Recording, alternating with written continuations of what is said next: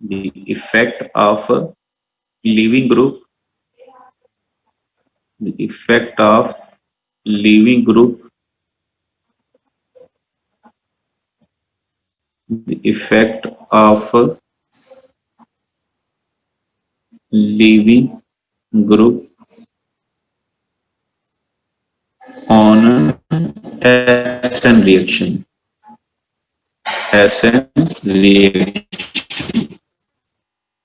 Nucleophilic substitution ई part करता है, लिविंग ग्रुप लीव करता है, लेकिन साथ में इलेक्ट्रॉन पेयर लेके जाता है, लिहाजा वो भी एक तरह का न्यूक्लियोफाइल ही होगा, अनशेड पेयर ऑफ इलेक्ट्रॉन लेके जाएगा।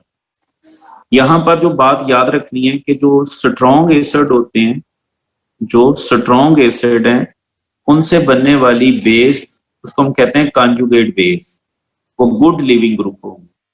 स्ट्रॉन्ग एसिड्स जब प्रोटॉन दे देते हैं, जैसा कि H2SO4 है, जब ये प्रोटॉन दे देगा तो इसे बनेगा बाइसल्फेट, HSO4 नेगेटिव और प्लस H पॉजिटिव।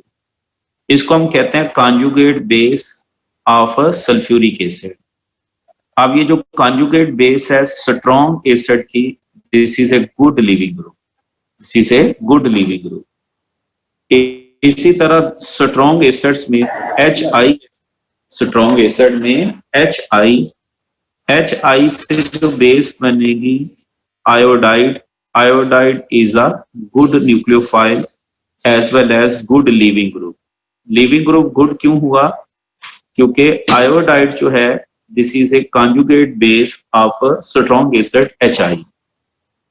तो एक बात जो मेन हुई वो ये है कि conjugate basis of strong acids, conjugate bases of strong acids are a good living group. Conjugate bases of strong acids are a good living group. और याद रखें, ये जो ability of a group to act as living group is usually inverse of its basicity. जो weakest base होगी is the best living group. Weakest base और weakest base कौन सी होती है? स्ट्रॉन्ग एसिड से बनने वाली बेस वीकेस्ट बेस होती है। वीकेस्ट बेसेस जो होंगी, वीकेस्ट बेसेस जो होंगी वो गुड लिविंग ग्रुप होंगी। और वीकेस्ट बेसिस किससे बनती हैं? स्ट्रॉन्ग एसिड से। Strong acids after losing proton convert into weak bases, जिसको हम कॉन्जुगेट बेस भी कहते हैं, कॉन्जुगेट बेस भी कहते हैं। अब दूसरे पैराग्राफ में दूसरी बात करता है, क्योंकि लिविंग ग्रुप ने जाना है, लिविंग ग्रुप ने जाना है, और कैसे जाना है? इलेक्ट्रॉन पेयर लेके जाना है। तो ऐसा लिविंग ग्रुप जो इलेक्ट्रॉन पेयर को अच्छा अकोमोडेट कर सकता है, ऐसा लिविंग ग्रुप जो इलेक्ट्रॉन पेयर को अच्छा अकोमोडेट कर सकता है, वो बेटर लिविंग ग्रुप होगा। मसलन हमारे पास है फिनोक्साइड आइन, फिनोक्साइड आइन हमारे पास एक है, फिनोक्साइड आइन is a better leaving group, क्योंकि इसके ऊपर जो नेगेटिव चार्ज है ये डीलोकलाइज हो जाता है, यानी फिनोक्साइड आइन ऐसे कह लें, ये अपने नेगेटिव चार्ज जो इसके पास आता है, इलेक्ट्रॉन पेयर आता है, उसको अकोमोडेट अच्छा कर सकता है बाय डीलोकलाइजेशन, बाय रेजोनेंस। तो this is a better leaving group as compare to ethoxide. Ethoxide में ऑक्सीजन के पास जो इलेक्ट्रॉन पेयर है ये आगे डीलोकलाइज नहीं हो सकता। तो अच्छा लिविंग ग्रुप की दूसरी निशानी क्या हुई कि अच्छा लिविंग ग्रुप वो होगा जो इलेक्ट्रॉन पेयर को अच्छी तरह से अकोमोडेट कर सकता है। So the group that can better accommodate the electron pair is a better leaving group. क्या कहता है जी? Group that can better accommodate the electron pair या नेगेटिव चार्ज को अकोमोडेट कर सकता है is a better leaving group. For example phenoxide better leaving group then it can be phenoxide का जो नेगेटिव चार्ज है डीलोकलाइज्ड हो सकता है ओवर द रिंग, और this type of delocalisation is not possible in alkoxide. इस तरह में एल्कोक्साइड में इस तरह की डीलोकलाइजेशन मुमकिन नहीं। अब याद रखें कि हम किसी पुअर लिविंग ग्रुप को बेटर लिविंग ग्रुप कैसे बना सकते हैं, यहां से कहानी चलनी है। पुअर लिविंग ग्रुप को हम अच्छा लिविंग ग्रुप कैसे बना सकते हैं। How to make poor leaving group. अब यहां पर आप ये कह सकते हैं how to make poor leaving group. How to make poor leaving group. हम पुअर लिविंग ग्रुप को how to make a poor leaving group a better leaving group. हम पुअर लिविंग ग्रुप को बेटर लिविंग ग्रुप कैसे बना सकते हैं। याद रखें कि जब भी हमें आने वाली केमिस्ट्री में OH एक स्ट्रॉन्ग बेस है, और जो स्ट्रॉन्ग बेस होगी वो पुअर लिविंग ग्रुप होगी। इसका मतलब OH जो है वो पुअर लिविंग ग्रुप है। OH जो है वो पुअर लिविंग ग्रुप है, और इसकी निस्बत वाटर एक बेटर लिविंग ग्रुप है। OH एक पुअर लिविंग ग्रुप है, स्ट्रॉन्ग बेस है ना, और इसकी निस्बत जो वाटर है वो अच्छा लिविंग ग्रुप है। वाटर जो है वो अच्छा लिविंग ग्रुप है। याद रखें जब भी हमें OH को रिमूव करना होगा किसी रिएक्शन से, तो सबसे पहले इसकी प्रोटोनेशन हुआ करेगी। तो how to make OH a better leaving group. हम OH को बेटर लिविंग ग्रुप कैसे बना सकते हैं। OH को बेटर लिविंग ग्रुप कैसे बना सकते हैं, by converting it into OH2 positive यानी वाटर मॉलिक्यूल। और ये कैसे कर सकते हैं, बाय प्रोटोनेशन।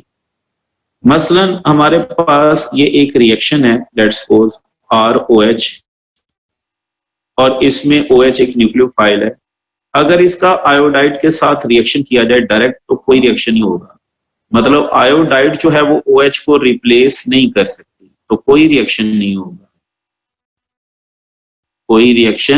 होगा।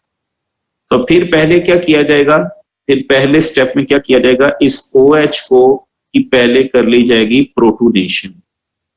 इस OH की क्या कर ली जाएगी, प्रोटोनेशन, यानी ये एसिडिक मीडियम में रिएक्शन होगा।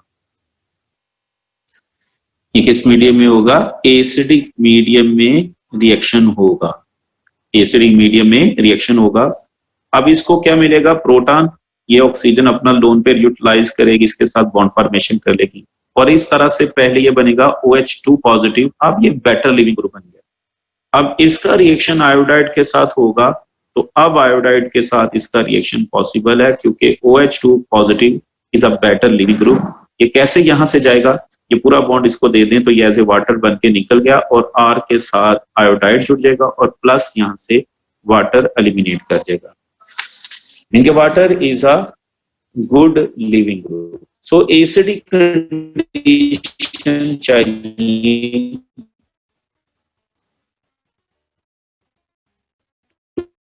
To promote the leaving group. अगर वहां से बताना है तो एडिशन चाहिए। सेकेंड लास्ट पैराग्राफ में कैसे to promote the leaving group the nucleophile would also be converted to its conjugate acid. तो कहता है इसमें जो न्यूक्लियोफाइल है एसिडिक कंडीशन में मसला ये है कि वो भी कॉन्जुगेट एसिड में बदल जाएगा। मतलब ये भी हो सकता है कि इसको भी प्रोटॉन मिले और ये किसमें तब्दील हो जाए, अपने एसिड में हो जाए, अपने no more act as a nucleophile. ये फिर I नेगेटिव न्यूक्लियोफाइल का काम नहीं करेगा। Since SN1 reaction do not require powerful nucleophile but do require good living group, so most of them take place under acidic condition. SN1 में चूंकि nucleophile चाहिए ही नहीं हमें, SN1 में हमें न्यूक्लियोफाइल चाहिए नहीं हमारे रेट डिटर्मिनिंग स्टेप में। न्यूक्लियोफाइल ने तो आना है बाद में। SN1 में हमें पहले चाहिए गुड लिविंग ग्रुप। तो गुड लिविंग ग्रुप बनाने के लिए SN1 रिएक्शन जो है वो हमेशा अच्छे आपने कैरी आउट करवाने हैं, तो वो किस में करवाए जाएंगे, एसिडिक मीडियम में। इसमें करवाए जाएंगे एसिडिक मीडियम, या फिर ये न्यूट्रल मीडियम में बेटर होंगे। क्योंकि हमने कहा है कि जो एसिडिक मीडियम है वो न्यूक्लियोफाइल को भी उसके कॉन्जुगेट एसिड में बदल सकता है। लिहाजा एसिडिक मीडियम SN1 के लिए तो फेवरेबल हो सकता है, क्योंकि न्यूक्लियोफाइल ने बाद में अपीयर होना है, न्यूक्लियोफाइल ने पहले स्टेप में अपीयर नहीं होना। लेकिन अगर SN2 की बात करें तो SN2 में न्यूक्लियोफाइल ने पहले स्टेप में अपीयर होना है, लिहाजा SN2 जो मैकेनिज्म होगा वो एसिडिक मीडियम में हरगिज नहीं करेंगे। SN2 मैकेनिज्म जो है वो हम किस मीडियम में करेंगे, बेसिक या फिर किस मीडियम में करेंगे, न्यूट्रल मीडियम में SN2 करेंगे। ये बात जरा लिख लें, ये आपके SN1 और SN2 में जो डिफरेंशिएशन आप लोगों ने किया है उसमें एक पॉइंट और का भी इजाफा हो जाएगा कि SN1 जो है इसमें एसिडिक मीडियम हो, ठीक है, लेकिन SN2 में एसिडिक मीडियम हरगिज नहीं होना चाहिए, क्योंकि एसिडिक मीडियम जो है वो न्यूक्लियोफाइल को उसके कॉन्जुगेट एसिड में बदल देगा। न्यूक्लियोफाइल का रोल SN2 में पहले स्टेप में है, रेट डिटर्मिनिंग स्टेप में, तो फिर रेट पर फर्क पड़ेगा, रेट पर फर्क पड़ेगा। उसके बाद नेक्स्ट हम बात करते हैं कि ये जो OH ग्रुप है इसे हमने कहा OH ग्रुप को हम बेटर लिविंग ग्रुप में बदल सकते हैं। एक तरीकाकार तो है कि OH की प्रोटोनेशन कर दी जाए, एक तरीकाकार क्या है कि OH की क्या कर दी जाए, प्रोटोनेशन, और दूसरा तरीकाकार और है कि हम इस OH को एस्टर में बदल दें। इस OH को क्या किस में बदल दें, एस्टर में बदल दें। इस OH को एस्टर में बदल दें, सल्फोनिक एस्टर में। OH ग्रुप को किसमें बदल दिया जाए, सल्फोनिक एस्टर में बदल दिया जाए, सल्फोनिक एस्टर में बदल दिया जाए।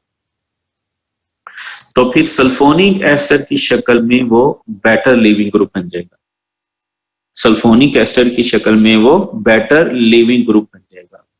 मसलन सल्फोनिक एस्टर ग्रुप जैसा कि 2-साइलेट हमारे पास एक बनेगा पैराटोलोइन सल्फोनेट।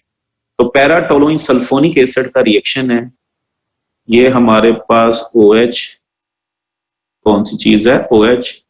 ये जरा बुक पे ऐसे नहीं लिखा हुआ है, हम उसको जरा अपने तरीके से लिखते हैं। ये हमारे पास है जिसका नाम मैं क्या बता रहा हूं, पैराटोलोइन सल्फोनिक एसिड। इसका नाम क्या है, पैराटोलोइन सल्फोनिक एसिड। क्या नाम है इसका, पैराटोलोइन सल्फोनिक एसिड। यहां पर CH3, क्या नाम बन गया, पैराटोलोइन सल्फोनिक एसिड, पैराटोलोइन सल्फोनिक एसिड। इसमें अल्कोहल का OH और इसका H मिलके क्या बना देंगे, वाटर। तो इस तरह से ये जो ग्रुप है हमारे पास ये किसमें तब्दील हो जाएगा, एस्टर में। किसमें तब्दील हो जाएगा, एस्टर में। ये ऑक्सीजन और ऑक्सीजन के साथ क्या जुड़ गई, सल्फर। इसको जरा इसी तरह आप लोग लिख रहे हैं क्योंकि बुक ने जरा इकट्ठा करके लिखा है, हम जरा उसकी वजाहत करके लिख रहे हैं। और ये हमारे पास एक एस्टर बन गया, ये हमारे पास क्या बन गया, सल्फोनिक एस्टर, सल्फोनिक एस्टर। और इस सल्फोनिक एसिड का नाम है अल्काइल 2-साइलेट। इसका नाम क्या है, अल्काइल, क्या नाम बन गया, अल्काइल 2-साइलेट, अल्काइल 2-साइलेट, जिसको हम पैराटोलोइन सल्फोनेट भी कहते हैं, अल्काइल पैराटोलोइन सल्फोनेट, अल्काइल पैराटोलोइन सल्फोनेट। अब ये जो अल्काइल सल्फोनेट बना है, ये जो हमारे पास सारा ग्रुप OH की जगह पर आ गया ना, यहां पर OH था, यहां पर कौन सी चीज थी, OH, और OH की जगह पर कौन सी चीज आ गई, 2-साइलेट। अब ये जो 2-साइलेट है, सल्फोनिक एस्टर है, इसकी एलिमिनेशन करना आसान है।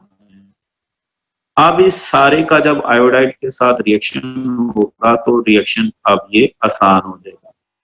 अब इसका आयोडाइड के साथ रिएक्शन होगा तो ये सारा रिप्लेस हो जाएगा और R के साथ कौन सी चीज आ जाएगी, आयोडाइड। और ये 2-साइलेट, इस आयन का नाम क्या है, 2-साइलेट, इस आयन का नाम क्या है, 2-साइलेट, ये अलग हो गया, 2-साइलेट क्या हो गया, अलग हो गया, पैराटोलोइन सल्फोनेट, पैराटोलोइन सल्फोनेट क्या हो गया, अलग हो गया। तो इसका था OH को हम एस्टर में बदल के, सल्फोनिक एस्टर में बदल के भी बेटर लिविंग ग्रुप बना सकते हैं, बेटर लिविंग ग्रुप बना सकते हैं। तो ये था हमारे पास effect of leaving group on a substrate. मुख्तसर कहानी ये हुई कि स्ट्रॉन्ग एसिड के जो कॉन्जुगेट बेसिस हैं स्ट्रॉन्ग एसिड की जो कॉन्जुगेट बेसिस हैं, जो वीक बेसिस होती हैं, वो बेटर लीविंग ग्रुप होती हैं। और दूसरी बात हमने कही कि ऐसी बेसिस ऐसे लिविंग ग्रुप जो इलेक्ट्रॉन पेयर को अकोमोडेट कर सकते हैं, वो बेटर लिविंग ग्रुप होंगे, जैसे phenoxide is a better leaving group than alkoxide. और फिर हमने कहा कि OH को बेटर लिविंग ग्रुप बनाया जा सकता है, कैसे? प्रोटोनेशन के जरिए, और दूसरा टू साइलेट में कन्वर्ट करने के लिए। और फिर हमने बताया कि SN1 और SN2 रिएक्शन में SN1 के लिए एसिडिक या न्यूट्रल मीडियम होना चाहिए, और SN2 के लिए बेसिक या फिर न्यूट्रल मीडियम होना चाहिए। SN1 में एसिडिक मीडियम चल जाएगा, लेकिन SN2 के लिए एसिडिक मीडियम नहीं चलेगा। SN1 के लिए एसिडिक मीडियम इसलिए चलेगा क्योंकि न्यूक्लियोफाइल सेकंड स्टेप में अपीयर होता है, जबकि SN2 में न्यूक्लियोफाइल पहले स्टेप में ही अपीयर होता है, तो हमें न्यूक्लियोफाइल को भी बचाना होता है। अब हम चलते हैं जी effect of the solvent. Next हमारे पास टॉपिक है जी इफेक्ट ऑफ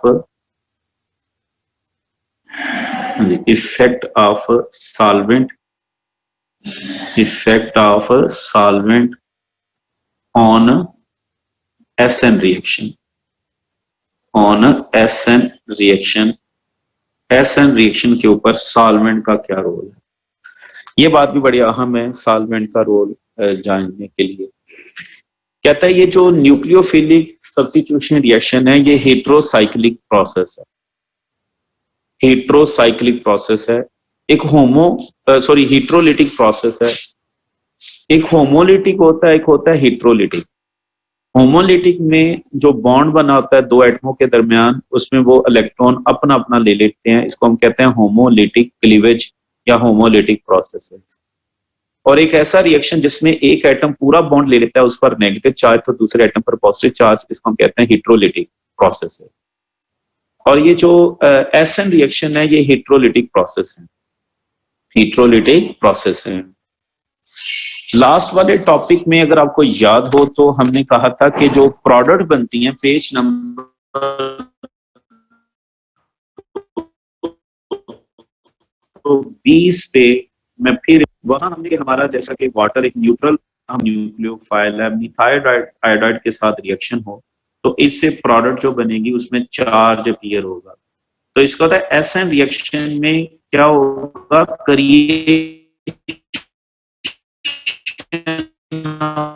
चार्जेस क्या हो सकती है, क्रिएशन ऑफ चार्ज। कौन सा न्यूक्लियोफाइल, ये न्यूट्रल है और ये सॉरी नेगेटिव, और ये प्रोडक्ट बनी, तो इसमें क्या हुआ, डिस्ट्रक्शन ऑफ चार्जेस हुआ, न्यूट्रल या फिर हमारा ये न्यूक्लियोफाइल वाटर है और सबस्ट्रेट हमने कहा था इस पर भी चार्ज है, सबस्ट्रेट इस पर भी क्या है, चार्ज है, तो इसको हम कहते हैं। और जो प्रोडक्ट बनेगी उसमें भी क्या होगा, चार्ज होगा, प्रोडक्ट जो बनेगी उसमें भी क्या होगा, चार्ज होगा। और इसके लिए वर्ड बोलते हैं dispersion of charges, dispersion of charges. तो इसका मतलब जो SN रिएक्शन है उस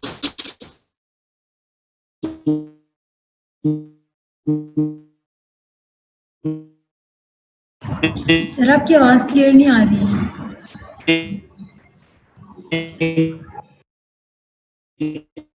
क्या क्या हो सकता है, क्रिएशन ऑफ चार्जेस। इस पे जब हमने SN रिएक्शन का आगाज किया था उस वक्त हमने बताया था कि या प्रोडक्ट जो बनेंगी उसमें क्या क्या हो सकता है, creation of charge, destruction of charges हो। तो रिएक्शन डिसाइड करने में अहम रोल अदा करेगा, क्योंकि ये एक डाइपोलर इंटरेक्शन हो सकती है रिएक्टेंट्स की, इंटरमीडिएट की, और इवन द ट्रांजिशन स्टेट। देखें सॉल्वेंट का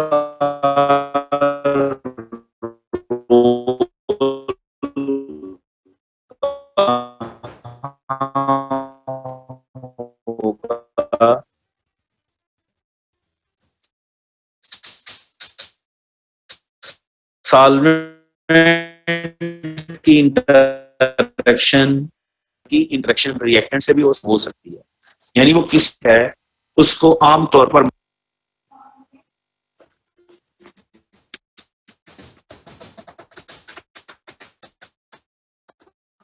वो असल में ना सिग्नल थोड़े से मेरा ख्याल है शायद जिस वजह से ना आवाज शायद क्लियर ना आ रही हो, सही आ जाए फिर।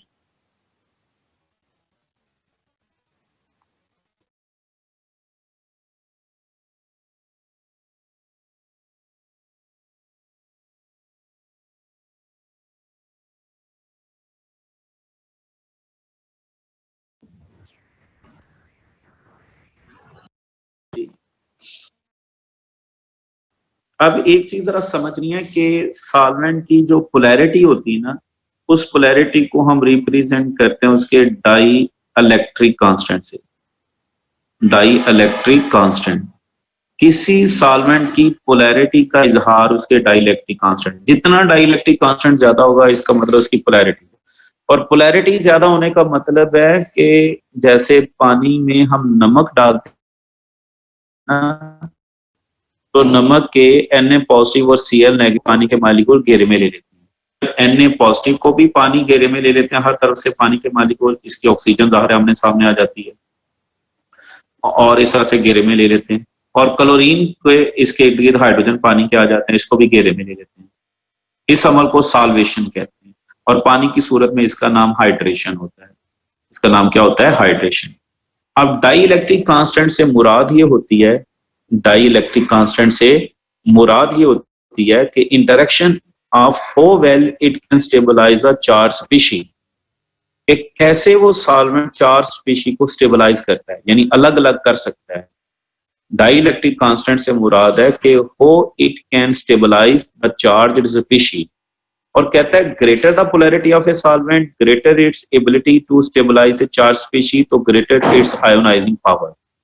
बात करता है कि जितनी पोलैरिटी ज्यादा उतना वो चार्ज स्पीशीज को स्टेबलाइज ज्यादा कर सकती है और उतना ही उसकी आयोनाइजिंग पावर क्या होगी? ज्यादा होगी, यानी उतने ज्यादा वो किसी सब्सटेंस के आयंस बना सकता है, उतने वो किसी सब्सटेंस के ज्यादा से ज्यादा आयंस बना सकता है। अब बात करते हैं इसका असर क्या होता है।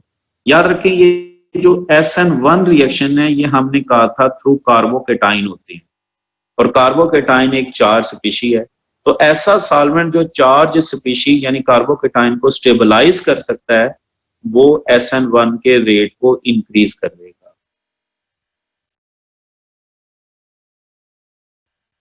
अच्छा, उससे पहले जरा आप सॉल्वेंट थोड़े से देख लें, सॉल्वेंट थोड़े से देख लें, टेबल को जरा आप गौर से देख लें। मैं बात बुक ने कुछ वजाहत की है लेकिन हमारी ऑथेंटिक बुक खैर यही है। कोशिश करते हैं कि इस बात को जरा बेहतर तरीके से हम समझा सकें। प्रोटिक सॉल्वेंट, पोलर सॉल्वेंट दो तरह के हैं। कौन कौन से? प्रोटिक सॉल्वेंट और एप्रोटिक सॉल्वेंट। सबसे पहले वो वाटर की बात करता है कि वाटर का जो डाई इलेक्ट्रिक कांस्टेंट है वो सबसे ज्यादा है। वाटर का जो डाई इलेक्ट्रिक कांस्टेंट है वो क्या है? सबसे ज्यादा है। डाई इलेक्ट्रिक कांस्टेंट हमने बताया कि how it can stabilise the charge species, और इसका डाई इलेक्ट्रिक कांस्टेंट देखें कितना है? 81। उसके बाद उसका सी डबल HCOH ये क्या है? फॉर्मूला से HCH ये क्या? एरोटिक सॉल्वेंट है और इसका डाई इलेक्ट्रिक कांस्टेंट क्या है? 59 है। फिर उसने बताया मिथाइल अल्कोहल। फिर कौन सा बताया उसने? मिथाइल अल्कोहल का डाई इलेक्ट्रिक कांस्टेंट कितना है? 33 है। फिर उसने बताया इथाइल अल्कोहल, इसका नाम क्या है? इथाइल अल्कोहल, और इस इथाइल अल्कोहल का डाई इलेक्ट्रिक कांस्टेंट कितना है? 24। और फिर उसने बताया एसिटिक एसिड CH3 और COOH लिख लें या फिर CO2H भी कहता है, ये भी एक तरीका कार लिख सकते हैं। एसिटिक एसिड इसका डाई इलेक्ट्रिक कांस्टेंट कितना? 6 है। तो मकसद ये आपको प्रोटिक सॉल्वेंट का थोड़ा सा तारुफ कराना। प्रोटिक सॉल्वेंट और दूसरे हमारे पास हैं एप्रोटिक सॉल्वेंट। दूसरे हमारे पास कौन से हैं? एप्रोटिक सॉल्वेंट, मतलब वो पोलर तो जरूर है लेकिन वो उनके अंदर हाइड्रोजन काम करने वाली नहीं होती। यानी हाइड्रोजन नहीं होती, ऐसे कह लें, उनको क्या बोलेंगे, ए प्रोटिक सॉल्वेंट। ऐसे पोलर सॉल्वेंट जिनके अंदर प्रोटॉन नहीं होता, उसको हम नाम क्या देते हैं, ए प्रोटिक सॉल्वेंट। हाँ जी, ए प्रोटिक सॉल्वेंट किनको कहते हैं, ऐसे पोलर सॉल्वेंट जिनके अंदर प्रोटॉन नहीं होता। जैसा कि हमारे पास है डाई मिथाइल सल्फोक्साइड, इसका नाम क्या है, डाई मिथाइल सल्फोक्साइड। हाँ जी, इसका नाम क्या है, डाई मिथाइल सल्फोक्साइड। इसको ऐसे भी लिख सकते हैं, di methyl sulphoxide, DMSO, di methyl sulphoxide, di methyl sulphoxide. This is ए, ये कौन सा सॉल्वेंट है हमारे पास, ए प्रोटिक सॉल्वेंट। इसका डाइलेक्ट्रिक कांस्टेंट 45 है, डाइलेक्ट्रिक कांस्टेंट 45 है।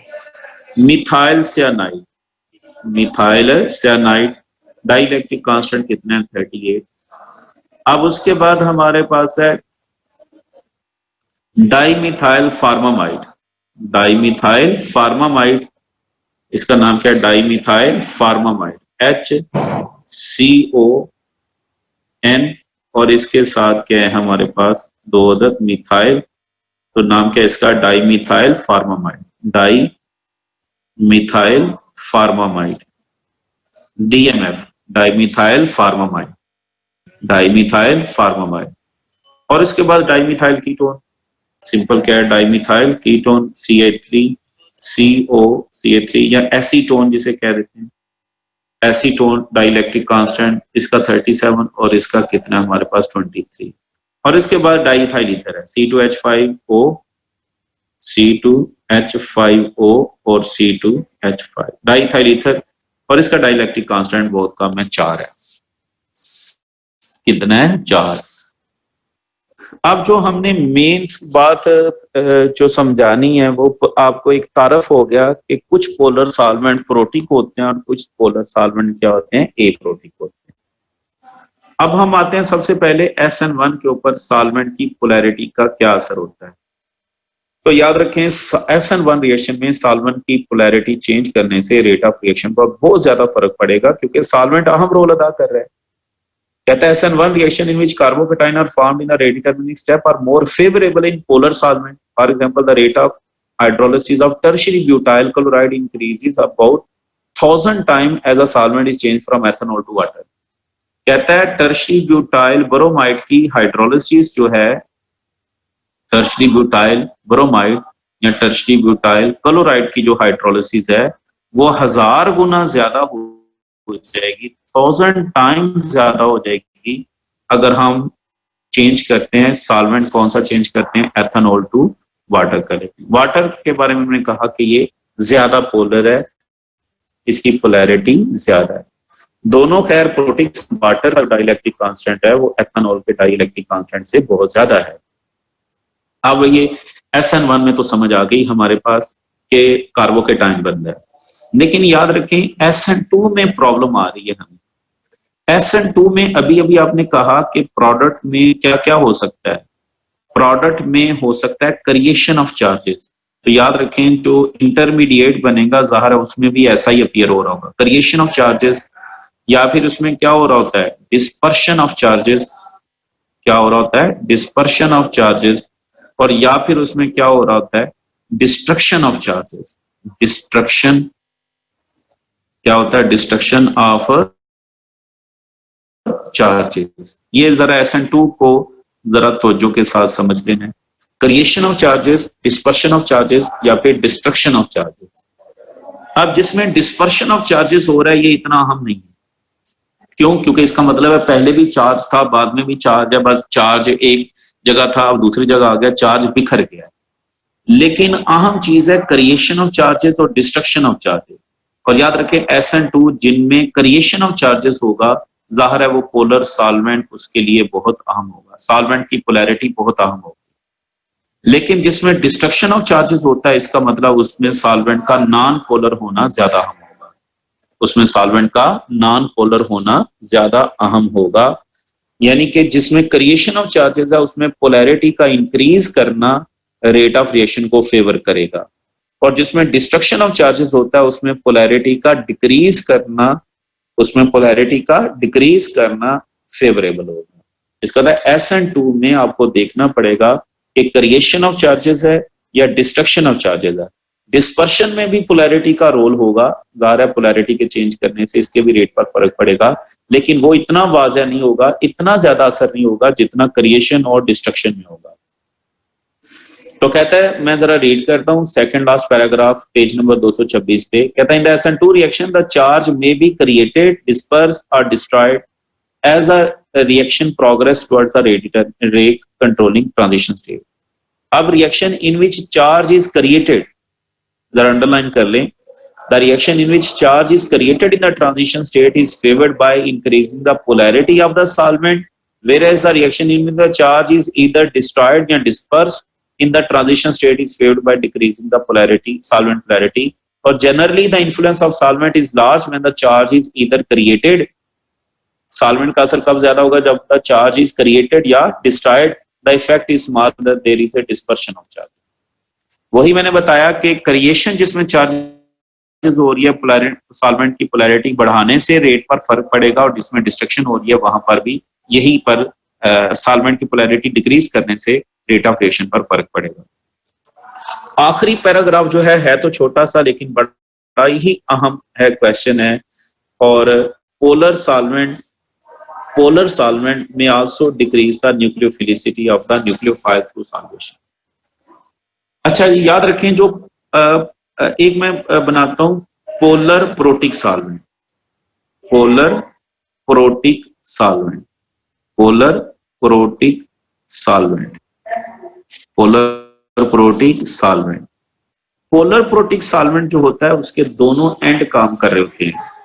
मसलन ये मेरे पास वाटर है सपोज, तो इसमें इसका पॉजिटिव एंड भी काम कर रहा है और नेगेटिव एंड भी काम कर रहा है। ये पॉजिटिव एंड भी काम कर रहा है, और काम करने से मुराद है कि क्या होगा कि ये नेगेटिव एंड पॉजिटिव आयन को सॉल्वेट कर देगा, और पॉजिटिव एंड किसी आयन के नेगेटिव एंड को सॉल्वेट कर देगा। इसके दोनों एंड काम कर रहे होंगे, दोनों एंड क्या होंगे, काम कर रहे होंगे पोलर प्रोटिक सॉल्वेंट के। लेकिन जो ए प्रोटिक सॉल्वेंट होते हैं, ए प्रोटिक सॉल्वेंट होते हैं, उसका सिर्फ एक ही एंड काम कर रहा होता है। पोलर ए प्रोटिक सॉल्वेंट, क्या नाम है इनका, पोलर ए प्रोटिक सॉल्वेंट जो होंगे, जैसा कि एसीटोन ले लें, जैसा कि डाइमिथाइल सल्फोक्साइड ले लें, डाइमिथाइल सल्फोक्साइड ले लें, डाइमिथाइल सल्फोक्साइड ले लेते हैं। ये हमारे पास डाइमिथाइल सल्फोक्साइड है, सपोज डाइमिथाइल सल्फोक्साइड है, क्या नाम है इसका, डाइमिथाइल सल्फोक्साइड, DMSO। अब याद रखें कि इसमें क्या होता है कि सिर्फ इसका एक ही एंड काम कर रहा होता है, ये नेगेटिव एंड, क्योंकि यही बाहर की तरफ है, ये काम कर रहा होता है, ये काम नहीं करता। उसकी वजह क्या है कि साइडों पर क्राउडिंग है, इसकी साइडों पर क्या है, क्राउडिंग। ये यानी किसी के साथ अट्रैक्शन नहीं इतनी लगा सकता। इसका मतलब इसका सिर्फ एक ही एंड ज्यादा काम कर रहा होता है, वो है नेगेटिव एंड। वो क्या है, नेगेटिव एंड। यानी ए प्रोटिक सॉल्वेंट जो है वो किसी पॉजिटिव आयन को ज्यादा बेहतर तरीके से स्टेबलाइज कर सकता है, लेकिन जो पोलर प्रोटिक सॉल्वेंट होता है वो पॉजिटिव आयन को भी और नेगेटिव आयन दोनों को स्टेबलाइज कर सकता है, दोनों को क्या कर सकता है, स्टेबलाइज। अब जरा देखें सॉल्वेंट का न्यूक्लियोफाइल के ऊपर क्या असर होता है। न्यूक्लियोफाइल के ऊपर चार्ज कौन सा होता है, नेगेटिव। तो जब न्यूक्लियोफाइल पर नेगेटिव चार्ज है तो पोलर प्रोटिक सॉल्वेंट जो है वो इस न्यूक्लियोफाइल को भी सॉल्वेट कर देगा। और न्यूक्लियोफाइल ने तो बेचारे ने अटैक करने जाना था और वो किसके साथ फंस गया, प्रोटॉन के साथ अटैच हो गया।